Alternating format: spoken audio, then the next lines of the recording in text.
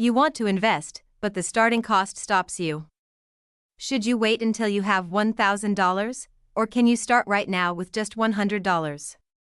Most people get this wrong and miss years of growth. In the next 60 seconds, I'll tell you the right move for your wallet. The truth? You should start now. If you only have $100, you're perfect for dollar cost averaging, DCA. Start small, buy a little every week, and smooth out the market ups and downs. Use fractional shares to buy pieces of expensive stocks like Amazon or Google.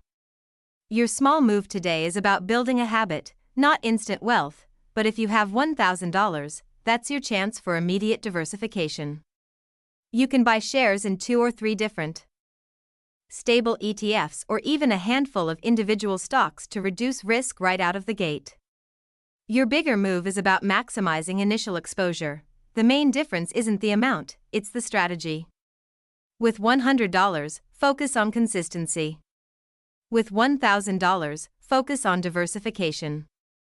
But either way, your biggest mistake is waiting.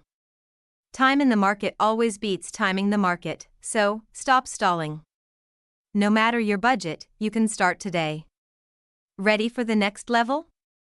I'm revealing my top 3 beginner ETFs that work for both budgets next week. Hit subscribe and the bell so you don't miss those ticker symbols. Follow the Fund Flow channel.